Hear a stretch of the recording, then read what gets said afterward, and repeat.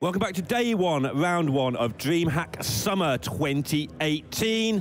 We've just seen Fino demolish Sifka, I'm going to say, in that matchup.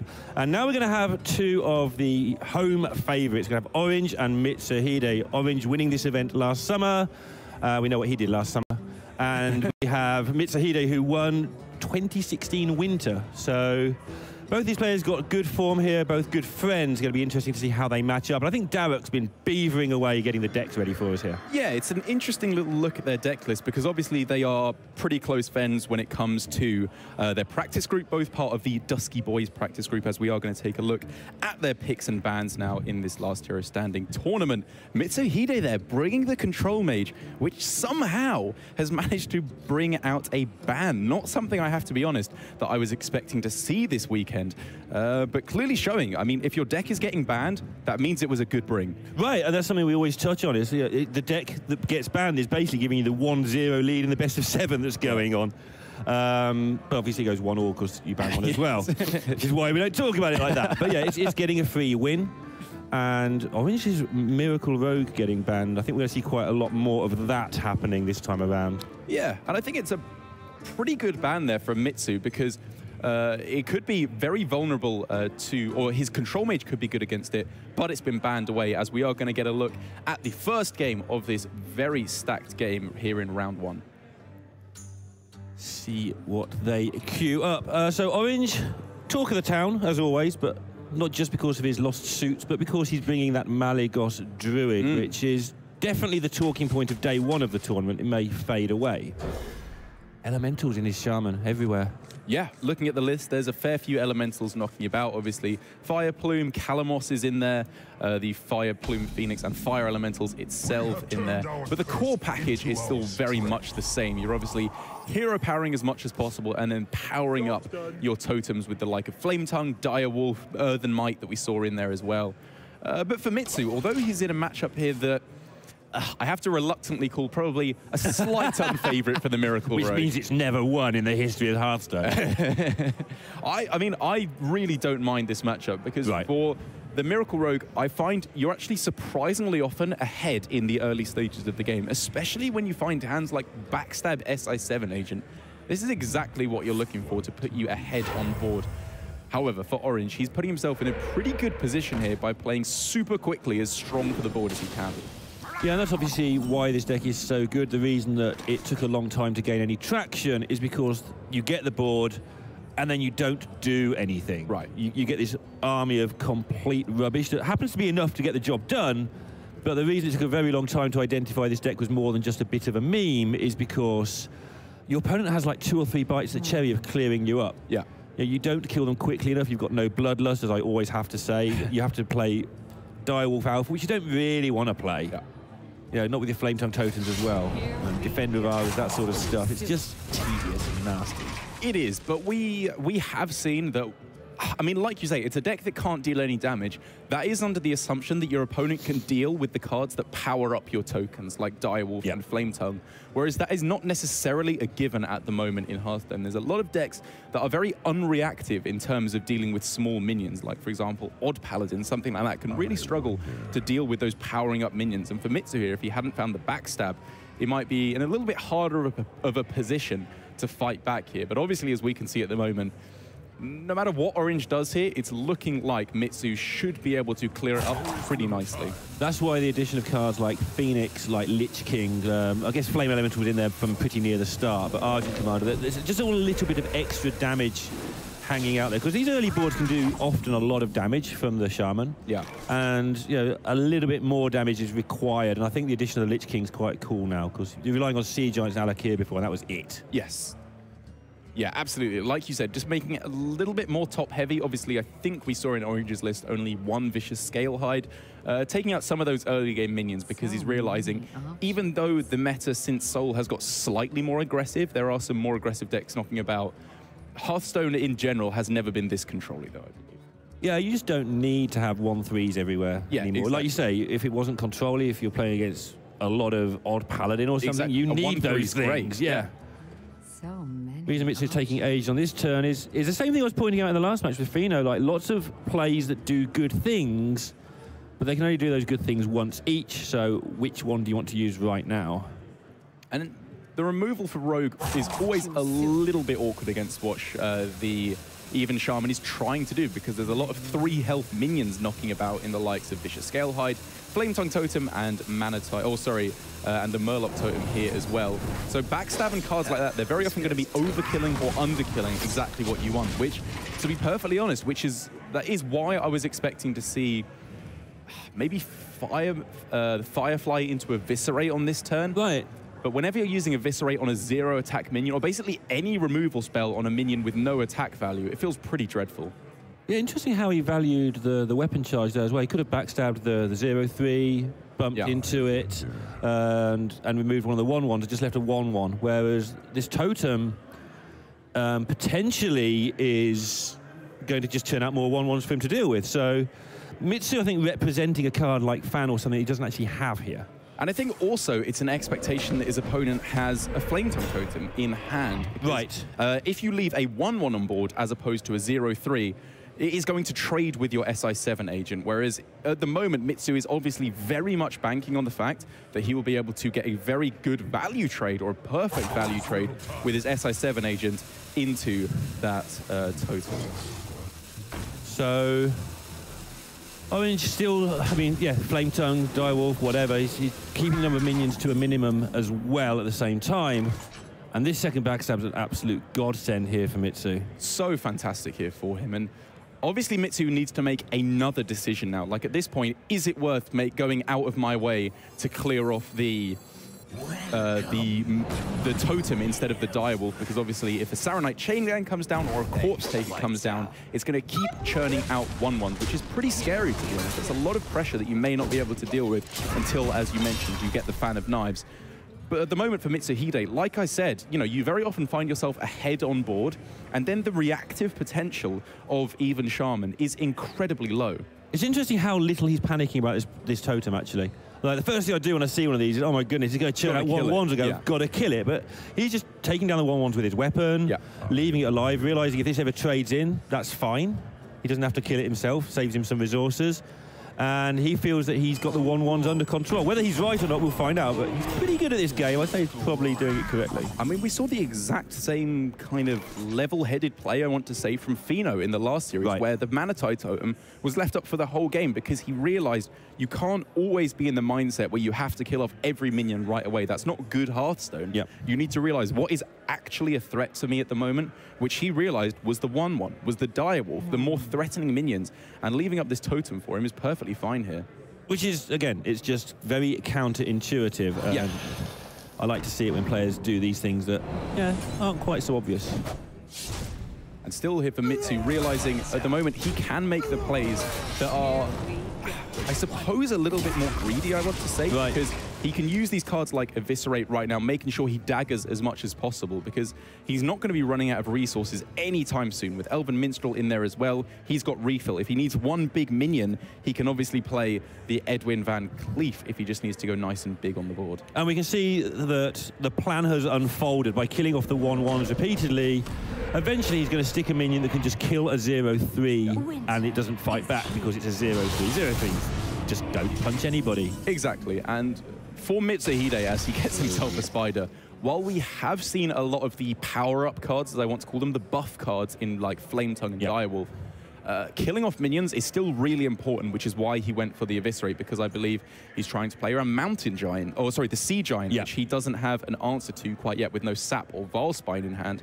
If he keeps the board clear for the moment, then follows up when he has the time to with Elven Minstrel, he should draw himself a Valspine, at which point he's not really vulnerable to anything anymore. I mean, he's very nearly now, he's picked up that Cold Blood at the stage where he just doesn't lose this. Not quite, but the Shaman has very few ways of fighting back. It's not a Shudderwock, it's an Even. There are very few ways that they can switcheroo the board and defend themselves at the same time. And that Taunt Totem for him really is quite annoying, because the only way he could get the Cold Blood to connect to face on this turn, I believe, would be to power up the Firefly. Which means then all of a sudden he's missing damage from not attacking him with the Strider anyway, and it being on a 2 health minion means it's more vulnerable to any kind of effects like the Phoenix or the Fire Elemental. So while I do expect to see the Cold Blood coming down on this turn anyway, not going to go for it here, I guess, to power up the Auctioneer. It also plays around the Fire Elemental. So if he Cold Bloods here, he tells Orange which minion it's going on.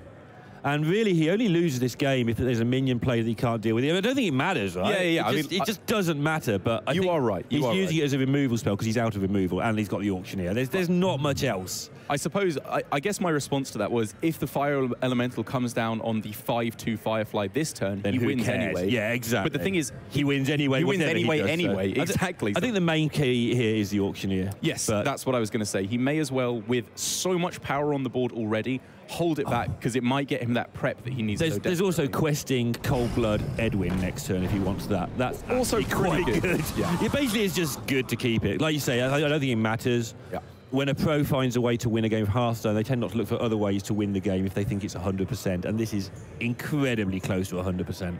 So now for Mitsu, he's really just looking to, I suppose, put himself in a position where he sets up against the only way he really loses here, I believe, in stall into Hagatha. He needs to make sure that his board is not in a shape that's weak to Hagatha, which is why it looks like we're going to see the 5/2 being traded away here, because that is obviously vulnerable to Hagatha.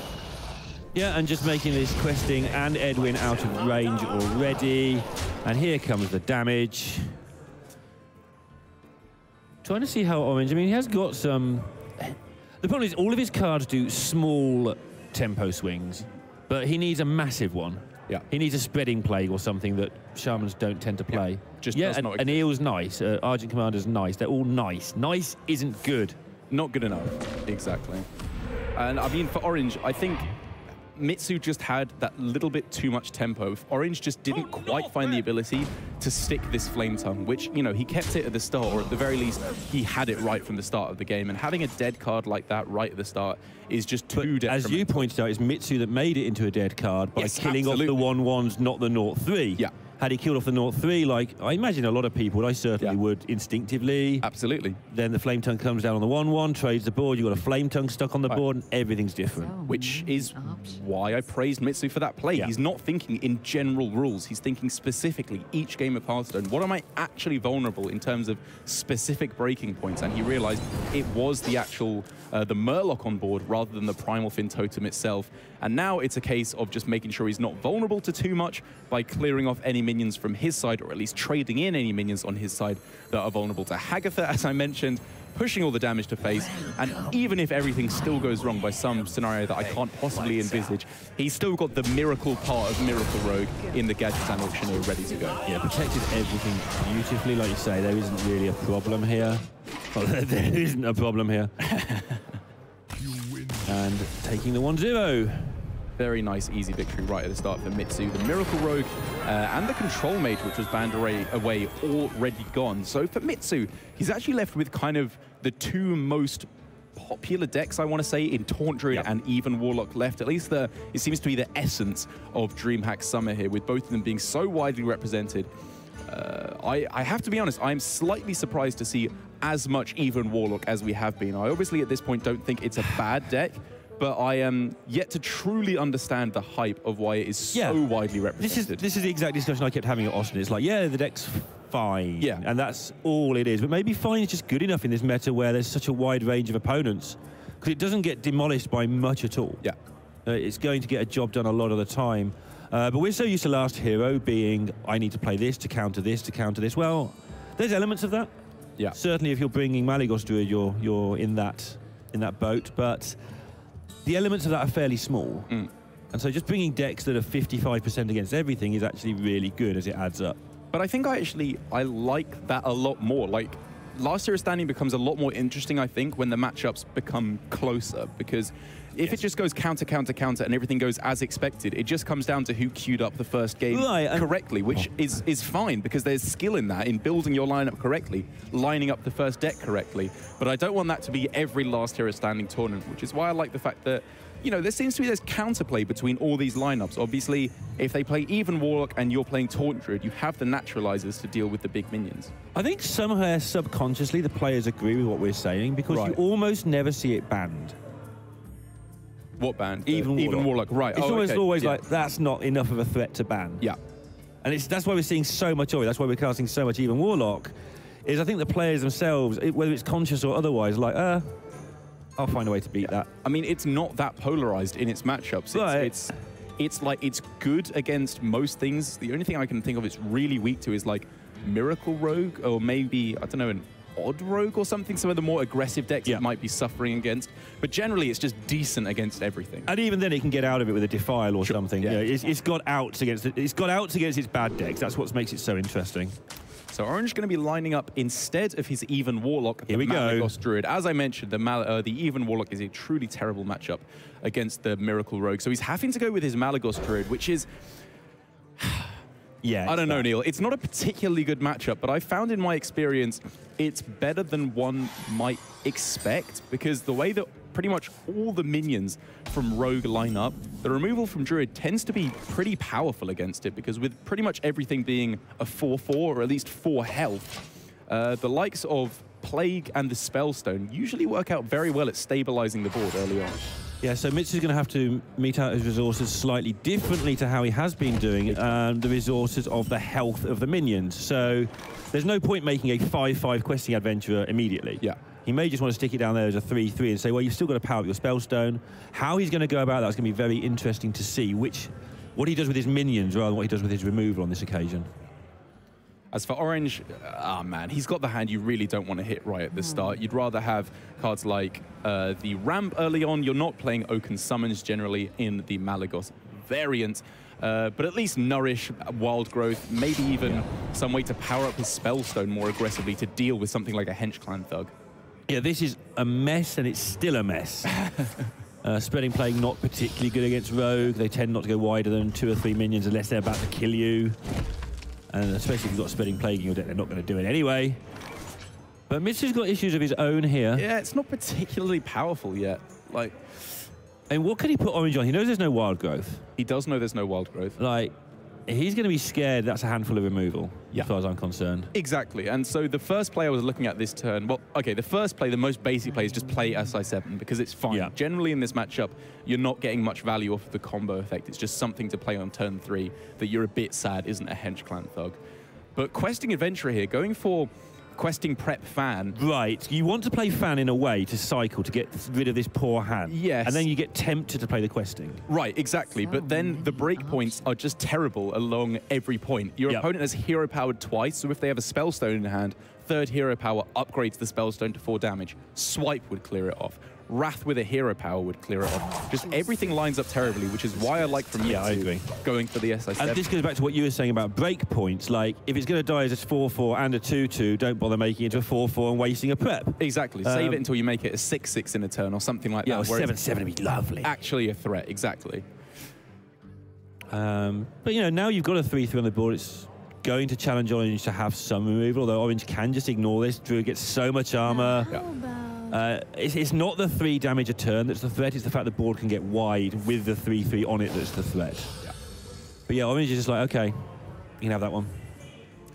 Yeah, obviously he's going to be tempted to go for the Spellstone here, but on turn 4, your opponent's played very slow, so you're very much expecting to see Strider. Obviously, you're not expecting a Thug because they probably would have played it last turn, but you also know this is a bit of a bait. You know that he's going to play his weakest thing for now. Let's see how all in he goes here with this Cold Blood, with this Questing. Yeah, he's going to make 2 monstrous minions. This just works out so gorgeous. Pick one.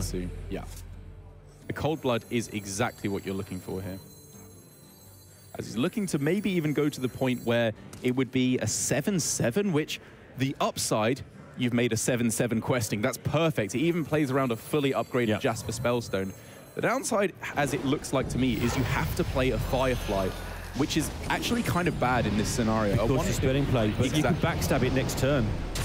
I'm not saying you're going to. Okay. You can backstab your own Firefly next turn and then play a Vile Spine as well. And just, I mean, I'm not saying you're going to do that. No, I like it, yeah. But it's a way of boosting your Questing more and thinning out your board, and it might just be entertaining if that happens. And if Orange goes for his own 7/7 Questing from the faces here, that's going to happen. There are, however, on this turn, tremendous amounts of board clear effects available. Like, I'm looking at... Oh, like if the whole hand. Starfall for 2 damage to everything, Moonfire the Questing, you're then 1 damage from being able to clear off the Questing with Innovate into Spellstone. Yep. There's also just innovate into spreading plague and drop your tyrant. That's true as well. Which is also a nice board control play. Now, we're talking in terms of you can do this turn because it's not turn 6, but with innovate, it can be turn 6. Or I suppose as well, you would go for Moonfire on the questing instead of the SI7. But basically, something sticks on the board in that scenario, which is pretty scary indeed, which is why I like from Orange going for the Plague this turn, because even though it's very likely going to be traded into relatively effectively, what that means is that the Starfall on the next turn will clear up the board. And this is why you didn't like the Firefly. I was saying, well, he probably won't innovate out Plague very unless he's in real trouble. But you're saying, well, actually, I don't want to give him an extra 1/5 if he's in that situation. And I wouldn't have liked the backstab on your own Firefly last turn, although it but now you definitely don't do that, obviously, obviously not in this scenario. But as an activator for Valspine, it's looking pretty good here to clear up as much of the board as you can, at least. 1/5 just always an awkward shape. These things were 1/4, they'd never present any problem to anybody under the sun. Apart from me. Everything presents a problem to me, it's just how I live. But now for Orange, the Starfall, which he was clearly hoping would be able to clear up the board on the following turn with the pretty much perfect answer of backstabbing to Valspine, just doesn't really get the job done anymore. It could be Starfall on all minions, and then Spellstone and even the Moonfire all fired towards the questing adventurer, and it would still be one off actually dying. The nightmare of playing against people in your own playtest group in a tournament. Like, you know all these things anyway, but they're ingrained into you even more, having played the matchup several times already. It just makes things so incredibly difficult. And yeah, those sort of things I'm sure Mitsu would play around anyway, but with the added bonus of having played this matchup in playtesting, just makes those things so clean. And so obviously the other play available to Orange this turn is to make his own giant questing on this turn, which doesn't look great because even if your opponent doesn't have a second Valspine or a Sap, they have initiative. They can start pushing damage with their own questing. It'll probably grow even bigger. But for Orange, what else does he do? Go for Starfall for 5 damage plus the Spellstone just to clear it off. This feels so bad. Yeah, and he's into the situation now where he's just running out of ways to win the game. Yeah. I guess next turn he can Wild Growth, setting up an earlier infestation. But he's going to be dead. Well, he's not because Mitsu's hand, and maybe Orange got a feel for the texture of Mitsu's hand right the way back from that turn 3 SI agent, where that's very much of a nothing turn. So maybe he knows there aren't many threats left in Mitsu's hand here, and he has a little bit more time than it looks. And one of the big things you raised on the last turn was obviously how Miracle Rogue players meter out their questing adventurer, which was done, again, very well by Mitsuhide in this game as well as in the last game. But one of the other most difficult things, I believe, to play with in Miracle Rogue is Cold Blood, because you're very often, if you're fairly new to the deck, saving it for lethal. You're thinking that's how you win the game with Leroy and Cold Blood. But in this scenario, Mitsuhide has had 3 turns of a cold-blooded SI7 agent, and it's still not even going to die on this turn. This is just an absurd amount of value in this scenario, connecting for so much face damage. Yeah, it turns out that cold-blooding your small thing whilst putting down another problem at the same time can allow that cold blood to live, and it looks so easy when somebody like Mitsu or a strong rogue player does it, but yeah, when you're sitting there yourself, just fumbling with a card, like, oh, where did this cold blood go? And you just go, nowhere. Exactly. And then you save it for your auctioneer, and then you're dead because you've taken way too long with this fast-moving deck. And I suppose in this particular game, you know, it kind of fell into place pretty straightforwardly for Mitsuhide, at least in terms of the cold blood.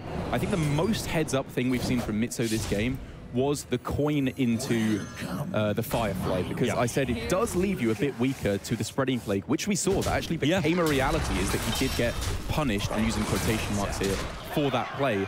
But consistently, the +2/+2 that gave to the questing event right away completely ran him away. It makes it really difficult to like reverse engineer a game of Hearthstone sometimes, like what would have happened, because sure, it looked bad because the extra 1/5 was made, but like you just said, all the extra bits and pieces that were positives, very hard to know what cancels what out, and that's what we use the word instinct for players, you know, that they have a feel for which of those two things is better without having to maths every single eventuality.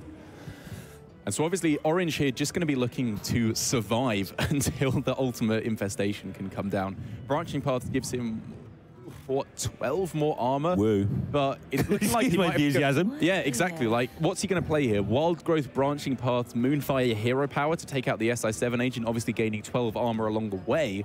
Would only leave him at 12 health, so he'd almost be dead. It would just be 4 more damage needed for Mitsu Which to close he has unless game. he draws Sprint. Yeah, he cannot lose in that scenario because the most expensive card in his deck is obviously the Gadgets and Auctioneer. Which we can see that is going to be it. Mitsu going to be going up 2-0 here. And I have to be honest, I was a little bit wary because I really am a big fan of how Miracle Rogue is working at the moment. And I wasn't sure it would do that well. With the decks like even Shaman, Odd Paladin, Odd Rogue, seeing a little bit more player HCT Soul, I was definitely afraid that it might not be able to find the power level. Oh, he's weird. Oh my god, no, I was wrong. There is a card that he is unable to play. That is the only card. Is there anything else he could have... Unless there's a Sprint in his deck. Some people Which are there running isn't. Sprint. I just looked you it up. checked, okay, Yeah, so there's no sprint. So sprint. Sap, it's got to be the only card there. Oh, absolutely. What an absolute... Oh, it's not an absolute disaster, but what a nightmare to have to go through more turns. So on the next turn, it will be up to 9 health for Mitsu. There will be a 5/5 on the board, so it will still be lethal. Okay. And there will be something he can sap, yeah. If the game had come down to that, my lord, that would have been dreadful. Always fun, though, the ways, you know, we call things as certain. There's always something. And the weird thing is, it's like one card in the deck, and it always comes up to make the casters look completely silly. Obviously. Not that we don't do a good enough job of that ourselves.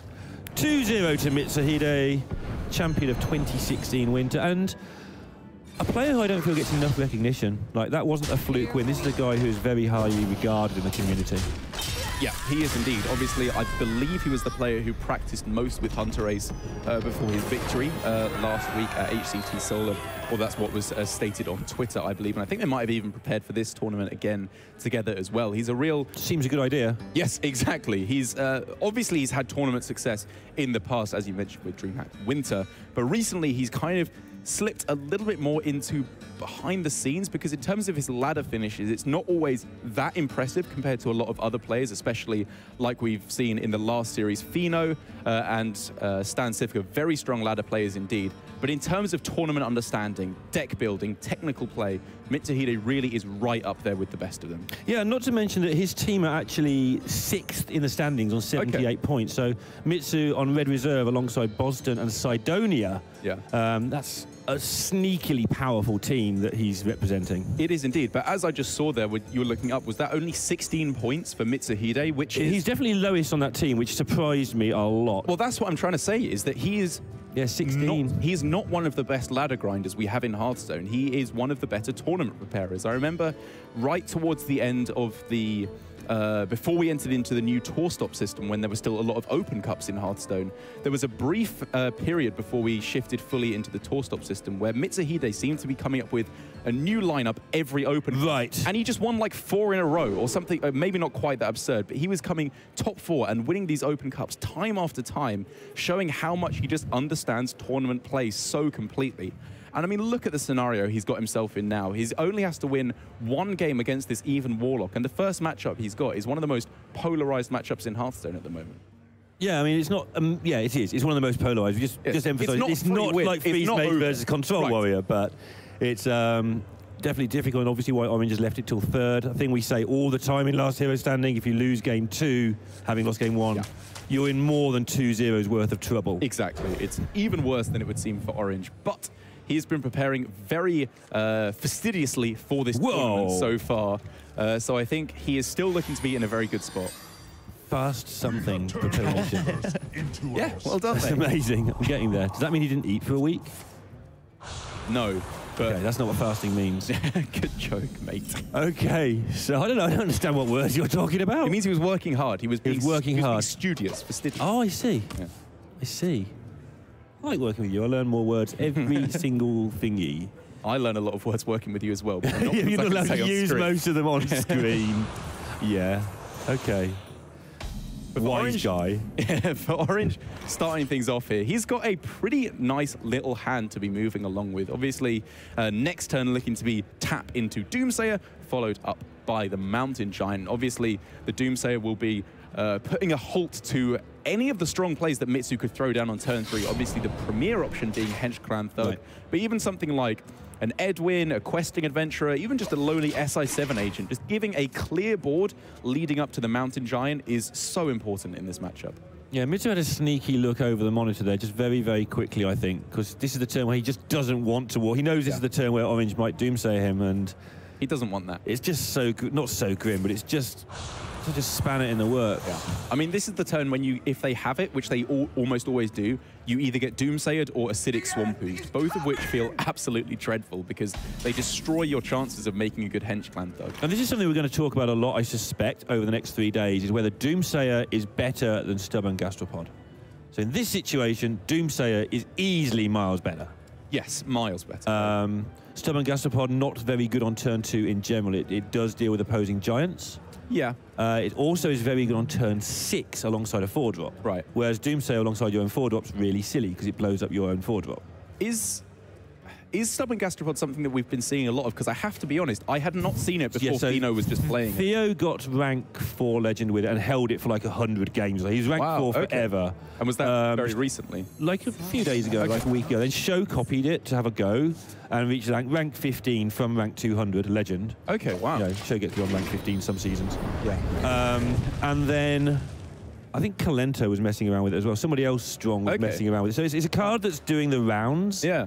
And it's one of those cards that everyone's like, is it or isn't it? Is it a meme? Is it real? Nobody's really sure, but when you compare it with Doomsayer, it definitely has some advantages, which is that it's not a 2-drop, it's an efficient 2 casting cost card in your deck that struggles to do good things on turn 6 and turn 8. Right. Plus, yeah, you can just drop it on turn 2 in the mirror and stop their giant. Yes. But I mean, for the longest time, Doomsayer hasn't been a 2-drop either. It's been a 3-drop because in like every matchup, that's when it's strongest because that counters Mounted Giant on turn 4 or turn 3 from your opponent. It countered back in the day Call to Arms from Paladin. It obviously counters the Hench Clan Thug here as well. There's a lot of powerful options that come down on turn 3 or 4 rather than on turn. And Fino seemed to split the difference. He had Doomsayers and this, which means he may have dropped the Beetles. You know, different people are dropping different things, but the word on the street is the Gastropod's okay. Yeah. And so now here for Mitsu, he has some pretty interesting choices here because against the even lock, Sap and Valspine are kind of relatively equal valuableness, I would say. Against the cube locks, Sap was often a lot better because it got through Void Lords, obviously, whereas the Valspine did not. But still, with only one kind of hard removal card, I'm using, again, in quotation marks here, in Sap, I feel like he kind of wants to go, obviously, for Strider prep Sap, just to put himself ahead on the board. Yeah. But then when cards like Hutch Reaver start to come down, or the Giant is played again, it gets a little bit more shaky. So he's had a plan here, basically, wanting to keep the coin for one thing, because the gadget sounds really nice with coins. It's really nice with preps as well. But also how this works out. So if Orange now replays the Giant, Mitsu can start developing and just go at it. Yeah. And then Orange has to start using the Giant defensively. He can't win that race, in theory, because he's used too much mana. I mean, this is the point where Orange gets scared, because if your opponent just played prep Sap here when they were not ahead on board, they weren't pushing damage in the meantime, which is generally when you want to play Sap. If I was Orange, I think I would probably make the read he has another hard removal card, be it a second Sap or a Valspine, which means just playing a Mountain Giant, even if you taunt it up with the Sun Fury Protector, feels very shaky to me indeed in terms of how likely you are to be able to stabilize after that. Yeah, and what Mitsu's done is he's turned his Cold Blood into a removal card. Okay, yeah. By playing a 4-4, if he wants to Cold Blood into the Giant, he can, but more importantly, if he wants to Cold Blood into the face and force Orange to trade Giant into an 8-4, although he does know about the Argent Commander being in the deck, he can. But yeah, last turn, the way he worked it has turned this so he has a removal card if he wants it. There's other things he can do as well, of course. Yeah, a lot of ways he could play this, actually. You know, if he wanted to load up as much onto the board as he possibly could this turn, obviously, questing Coin Thug doesn't look that bad at a first glance. Yep. But then you start to consider you have to attack into the Giant with your weapon if you don't want to be too vulnerable to Hellfire. Even then, you're starting to get a little bit vulnerable to Defile, which is why I imagine we'll see some kind of play, like you mentioned just a few seconds ago, of Cold Blood as removal, something like that. He has so many choices because he can choose what to do with his 2-3. Does he want to remove the 2-3? Yeah. And make a big questing in the process, but kill his own Auctioneer in the process. And whereas last time Auctioneer wasn't in hand, this time it's in hand, and there's so much stuff for a reload that he might want to preserve it a little bit.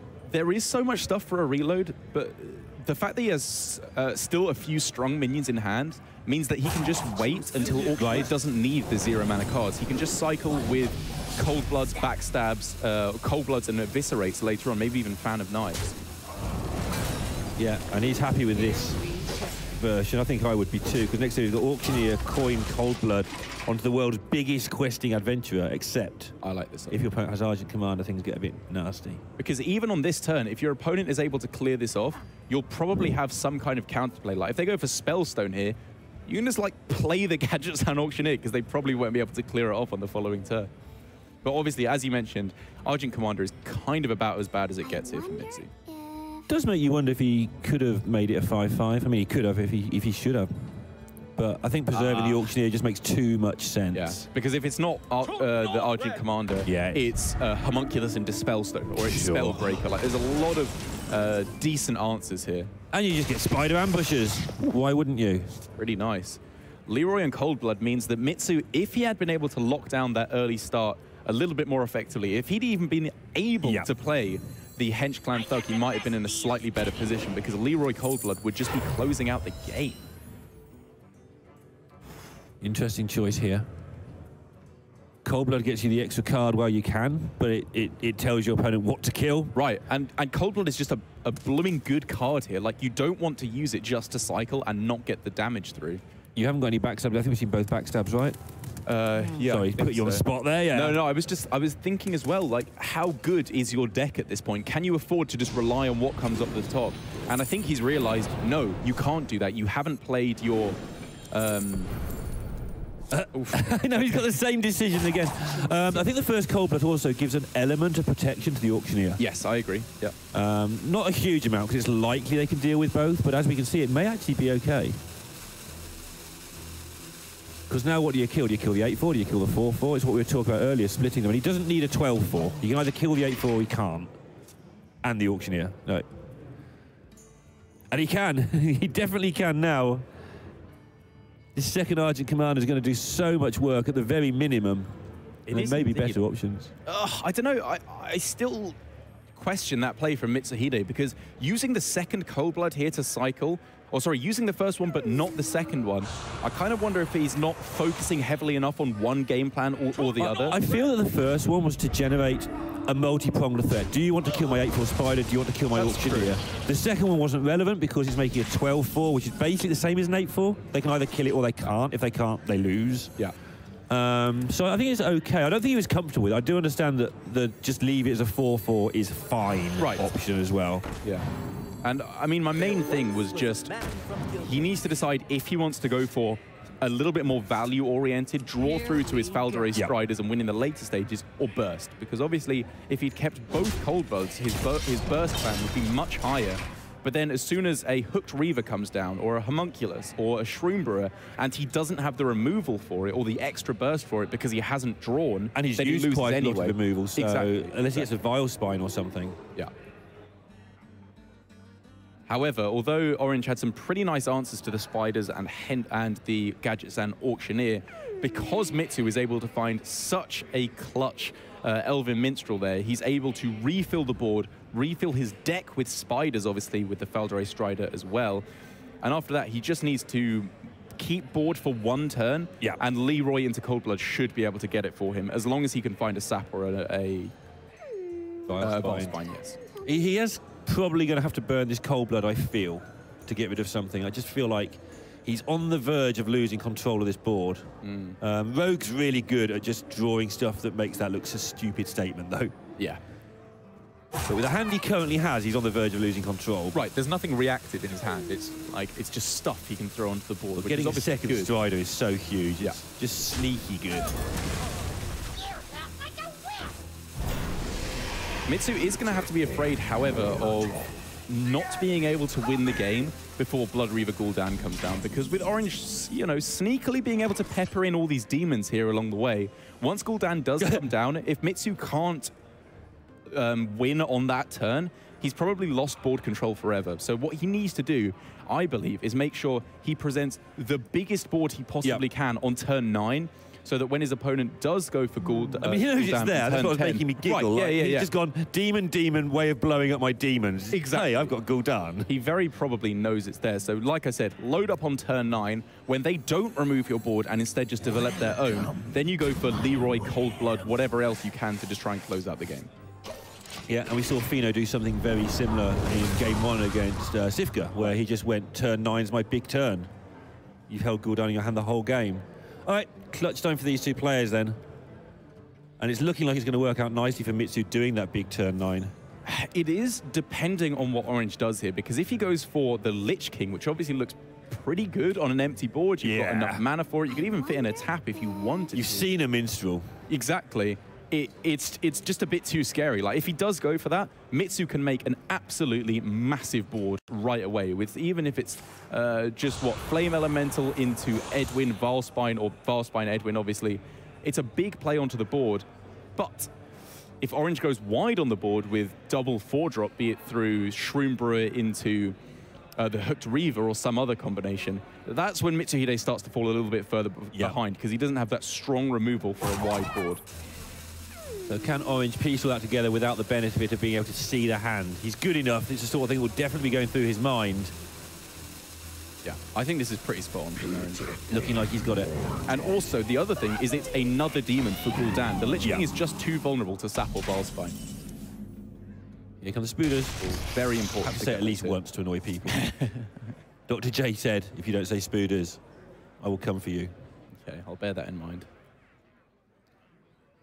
So Mitsu's response to going, his opponent making a wide board is making a wider board. Yeah. But how... Everything's too mid-range. This is where Rogue struggles to use its mana efficiently, oddly enough, when you get to about turn 10. Right. In the early turns, up to about turn 6 or 7, it's fantastic. Everything costs the right amount. Yeah. You get to 10, and it's just like, ugh. Well, at this point, you've used up all your like preps and coins and things like that, so it becomes a lot more awkward, especially because you've used all his spells as well, which are the cheap cards generally. And also, he wants to know when to use this Vile Spine. Like, it's a fairly clean Vile Spine even now. Yeah. It's perfectly good. But it's not a game-winning Vile Spine, and you might need it to become one because you've got to find a way to force through this stupid Leroy that's sitting around. If he had a Sap, he would go for Vile Spine like that, whereas in this instance, he needs to slow it down a little bit. But I think this is still the best player. Obviously, against Lich King, if he'd gone with this, he would probably have just won the game straight away. But now for Orange, this becomes a little bit more scary. He will get a very wide board with Blood Reaver Gul'dan, but now that he's found that Hellfire, this is where things get a little bit more difficult, because we could see on this turn, obviously attacking with the Shroombrewer into the Edwin, Hellfire, Defile, or would that even... Yeah, that would be necessary to get a full board clear. And then you can follow up with Shroombrewer of your own, just to heal back up. Then when it's a clearer board, you then follow up with Gul'dan. Yeah. Looks like that's where he's going to go. But he knows that this is still a teaser board. He knows that Mitsu's got more where this came from, because...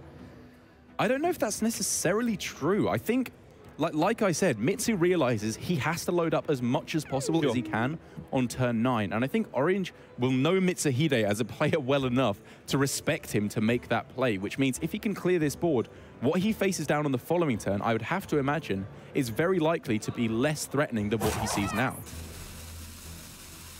Orange changed his mind multiple times during this turn. I'm not surprised from what he's looking at. Okay, well, he spent the time trying to come up with a better board clear, which he's obviously found. But basically, the main thing I was thinking of was just making sure you have some way to clear the board. But he's messed up his Defile mats. Oh, no, he hasn't. He gave the impression... I don't know what his found was for. Like, it looked to me like he had as well, which is why I didn't correct you, I'm afraid. Like, no, it did look like he wanted... I mean, Shroombrewer into the Sun Fury Protector was a better play on this turn, surely.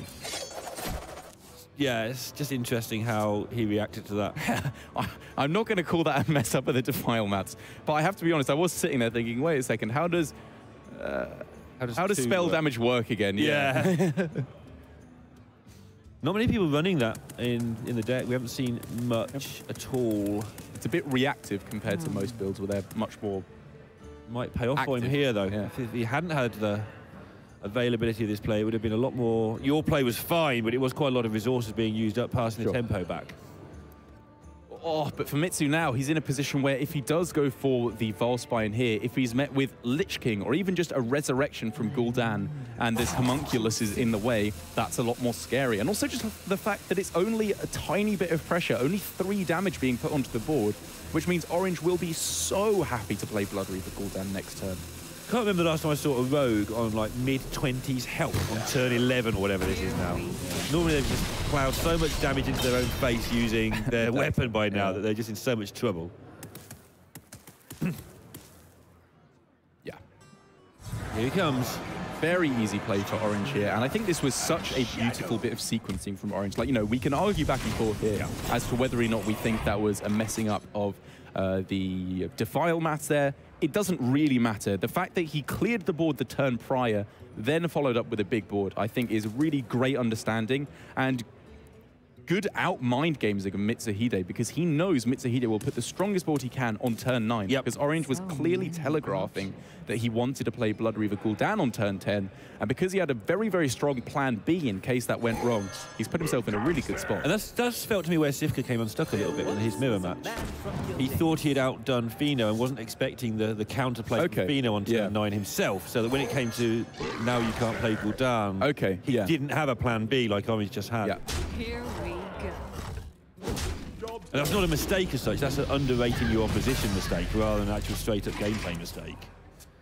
So a multitude of options here available for Orange. He doesn't even have to play Hellfire. He's got a full board clear available, but he just needs to consider, oh wait, is he 1 damage off lethal? I believe he is. You're asking a man who can't see or count. Yeah, he's got 10, 14, 17, 20. Yeah, I do make absolutely. But at the same time, he doesn't even really have to go for that. He just needs to make sure that he doesn't die, and he should win just through hero powers alone. But having said that, there's still 4 spiders left in the deck. So if he does play this too passively from Orange's side, he could find himself in a position where all of a sudden he doesn't have the necessary removal to clear off the spiders, and he's just dead to a sap on a Lich King or something like that. Yeah, I mean, those spiders do seem to just gather at the bottom of the deck, and then there's suddenly 4 of them on the board at once. Like, oh, that's bad. Oddly enough. Yeah. I like this a lot from Orange. Like I said, he had the ability to clear off everything with just hero power and his minions. But he notices at this point, he has to get this damage through to face. Closing out the game sooner rather than later is really of the utmost importance to Orange. And that is exactly what he's going to do unless something insane happens here. Miracle Rogue doesn't have quite the old insane play that it used to have, right? Exactly, especially when you've already played both preps at this point and a Gadgets and Auctioneer. The true disgustingness. There's no shadow step to ruin people's lives. Exactly. Or no double shadow step in particular. Oof. Those were some dark times as Mitsuhide is looking to be throwing down the game now. I don't really see any way that he can wrestle this one back, as Orange, you know, we said he had a very uphill climb, and he still does, I believe, if he wants to get another 2 wins with this even Warlock. But what a way to get things going to potentially bring back this series in his favor. Yeah, really nicely navigated there. And Mitsu's hand wasn't bad either. No. Orange's hand wasn't great. He didn't yeah. just stuff him with a giant 4 times or something, which can happen. Like, Oh no, he didn't get Henchman on 3. He had it available, but the Doomsayer was in play there as well. So Orange, you know, very nice sequencing of his removal. Those last 2 turns with Gul'dan and obviously the board clear, I think it was really beautifully played by him. But now Mitsu still has Druid and Warlock of his own remaining. Obviously, the Warlock isn't even, I believe, so that's going to be just a straight 50-50 shootout between these two, especially as they're from the same team, so they know exactly what the same Druid, practice group. Yeah, sorry, yeah, let's be very clear. There's a big difference between teams and practice groups. But functionally, they work as teams, I guess. Exactly, yeah. A bit confusing to some people. So your team is the people who is your inner circle. Yeah. They're the people that you're sharing points with, you're sharing prize money with if your team wins the team standing. So they're the people who you do not give anything but your best tech amongst. Right. Then a practice group is a group of pro players who get together, discuss things, work out what's best. But they might not tell each other their final conclusions in a lot of groups. They'll be like, they'll play as well as they can against each other, they'll chat about deck, but they might not say, hey, what's the lineup going to be then? Exactly, and within practice groups, we seem to see a lot more players saying, this was what I was told to bring, but I decided to go for this instead. They don't necessarily always end up exactly on the same page, whereas within teams, you tend to see that a little bit more. Like with Fino and Ball Control tend to bring the same 120 card lineup to a lot of tournaments these days. They really do. Obviously with them both being players on F2K. F2K, the team who are not quite running away with the team championship, but it's tempting to say that until you think about how many points are on offer. They're on 138, Tempo Storm 112. Right. It's, I mean, at the moment, the main race definitely seems to be with what Tempo Storm, Genji, and Nordavind, as they are. Place. Yeah, exactly. They're pretty, very, very close on second, third, fourth. But for the moment, with such three fantastic players in Ball Control, Glazer, and Fino, they're looking to be pretty far in the lead. But in this particular matchup, obviously, if you can hit that early aggression as the even Warlock, as obviously I'm alluding to a turn 3 Mountain Giant, which would really be the premier play that Orange could go for, you're looking to be in a pretty good spot. But when you manage to hit Wild Growth into Oaken Summons, into potentially another Oaken Summons, with a Master Oakheart to lead up along the way, it's looking very nice for the taunt. It really is, and just for a moment there, it didn't look good for Mitsu. Like, he didn't have the Naturalize to deal with a Giant. He didn't have much else going on. It looked like maybe he'd get overrun, but Orange hasn't drawn the cards that overrun him, and that extra turn or two now with this hand is just going to be insane for Mitsuhide. He's going to be able to... He's exerting his own pressure. It's naughty. It is worth pointing out, though, as I thankfully noted in my notes how many of the kind of Oakheart synergy cards are being played. It's only one Dragon Hatcher, and so now that I believe that is all of the 3 attack minions have been found from the deck as well, Oakheart just does nothing. Like no part. Does it? He's going to play no part in the game. Oh, okay. That was really nearly a joke, Neil. I think I'm trying so hard. It is the first morning. But I think unless he's playing Tar Creepers, which I have to be honest, I did not get in my notes, which generally is being phased out, I think, of the Taunt Druids more and more from what I'm seeing. I think this Oakheart might do literally nothing. Yeah, I'll go for literally. It will be a 5/5 turn. Yeah, I don't think he'll bother with that. Though. Yeah, so exactly. It will just sit in hand, accumulating dust. Which, I mean, you know, Druid giveth and it taketh away. When you hit your Wild Growth into Oaken Summons, you're happy. But sometimes, this is I guess one of the reasons why Oakheart was debated as a card that didn't belong in Taunt Druid. But even then, we see some players knocking about with double Dragon Hatcher, double Sleepy Dragon variants just to guarantee the power of Oakheart. Yeah, it's been very interesting because this deck's been around for a while now, and nobody's really comfortable. I mean, it's probably the closest to an exact build deck we have where people are settled, but people are still trying new stuff in these variants of decks. I mean, I'd say Miracle Rogue is actually probably the closest. Sure, but that got built in 2014. Okay, every year you change the 4 drop for the new 4 drop, and that's it. That's all you do. That's a good point. Okay, I'll give you that one. But now, the Nourish picked up for a little bit of extra ramp for Mitsuhide. Obviously, could go up to 10 mana in 2 turns' time if an Ultimate Infestation is found. But again, the fact that Master Oakheart is not going to be doing what it is supposed to do in just running Mitsuhide away with the game, if he can't find some of those power cards or at least get an early Hadronox to go off, it could just be the case that Orange puts forward this pressure with the likes of Hooked Reaver, which is now active, and just runs away in the mid-game. Yeah, I do wonder. Mitsu's got a bit of a toughie here. I think making the Hook Reaver active could be incorrect here. Like, making a big board and going for branching paths might actually be a better way to try and beat your opponent down here. Yeah. Or maybe just trading in one of your minions into the ooze. Like, I mean, like you said, damage to face is pretty good here because you want to be closing out the game quickly rather than later, I think, if possible, especially while you can. Obviously, in the super late stages of the game, you're still looking to be in a good spot if you can get that Hadronox to go off for its maximum power. Also wants to buy himself some time at some point to get this Nourish off for cards, I feel. But he just get to find the Naturalize, win the game. Yeah. Well, actually, no. Okay, Naturalize at the moment, like, doesn't win the game. But he needs to set it all up. He needs a Witching Hour, basically, and obviously a cube would help as well, because at the moment, the only taunts he's got dead, I believe, are just these 2... Right. The 2 golems that he's already had die from the Oaken Summons.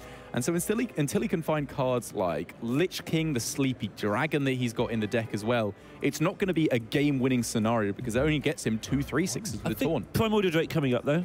Yes, yeah, it's still good. Don't get me wrong. It's not great, though, but he needs to get them back at least 1 or 2 times to make it interesting. But this is where the Warlock can be just a little bit dead, where it doesn't really react well enough and doesn't really attack well enough in these situations.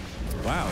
Yeah, Mitsu as well, going for the Spellstone there at the end, which I mean, obviously, I think his main thinking there is, well, it's two-part. One of which is it gives him more flexibility next turn, so he doesn't have to play the Primordial Drake. And I think the main thing is to play around Shroomburrow, because it doesn't give his opponent a good heal option on the minion. And obviously, clearing off your opponent's board is very important.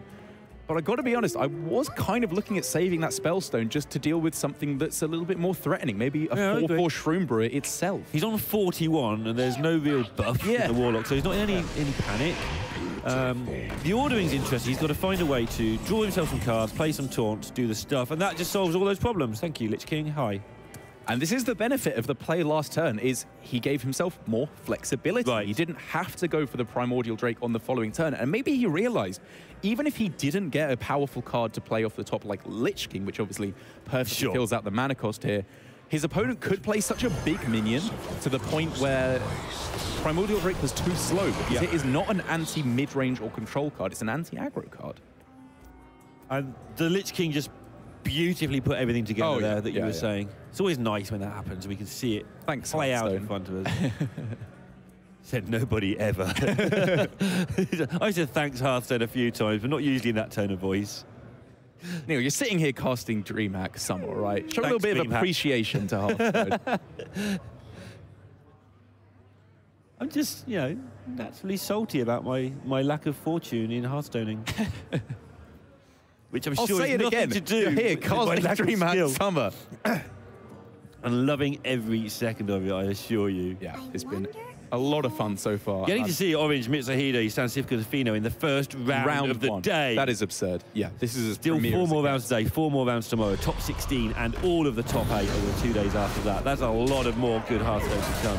Yes, indeed. As Mitsu, although his hand was starting to look a lot more dire, obviously, as I mentioned once again, after he found the Dragon Hatcher and the Hadronox, it's still fine. Like, Dragon Hatcher is almost at the point where you can just play it. It's not quite good enough. Like, here for 9 mana, this is not that powerful. If he found the Sleepy Dragon, obviously he got a little bit unfortunate with the 50% chance to hit Sleepy Dragon there, but it's good enough.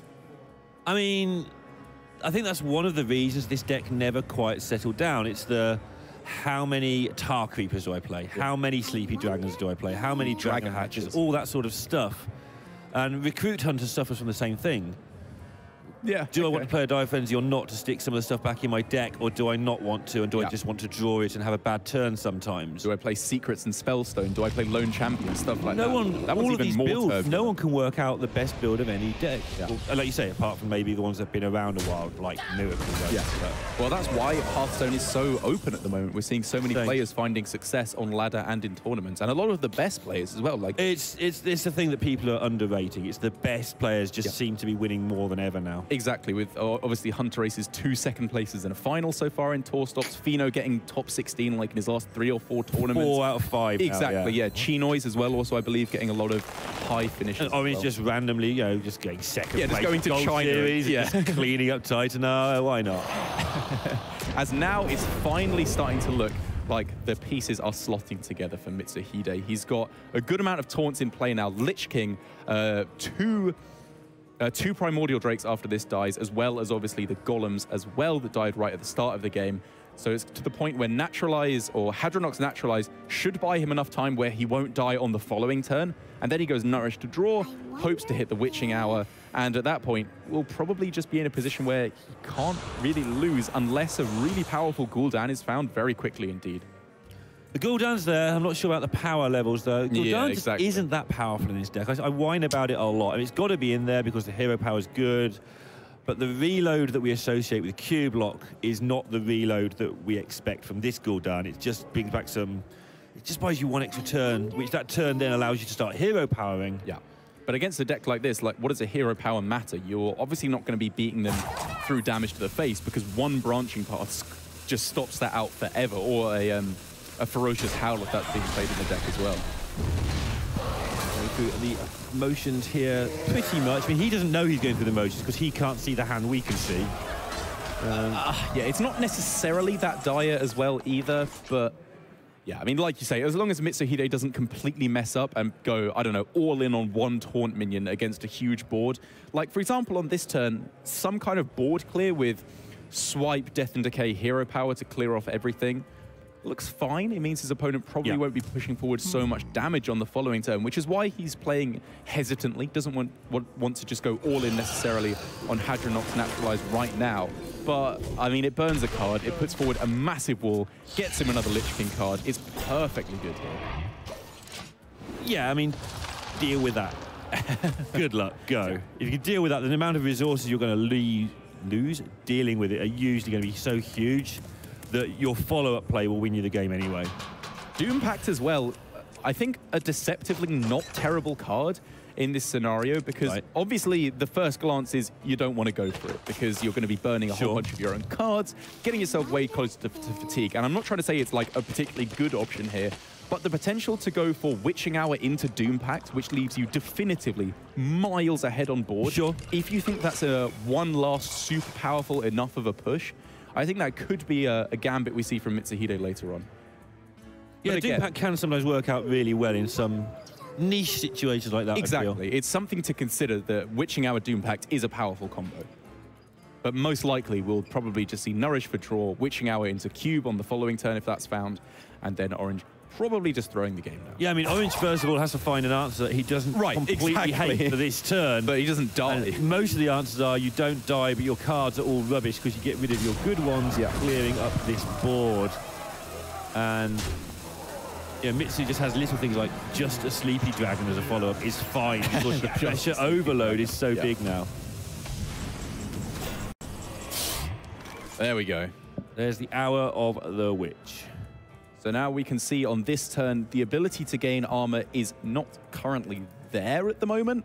So Nourish would have to be used to activate these golems. I've tried to attack those golems so many times. So many times, Darrell, you wouldn't believe. Actually, yeah, I would believe. Yeah, you'd see me play. Sure. Mitsu knows that if he clears this lot up, he'll win the game. Like if he clear it without destroying his own board. And he can do it gorgeously. I mean, swipe into Death and Decay this turn. Seems good. It's disgusting. What to do? You're only left with a 6-0. It's a complete board clear, isn't it? Oh my goodness. 6-0. Yes, it is. Everything's dead. Yeah. All the numbers add up absolutely perfectly. +3 onto swipe.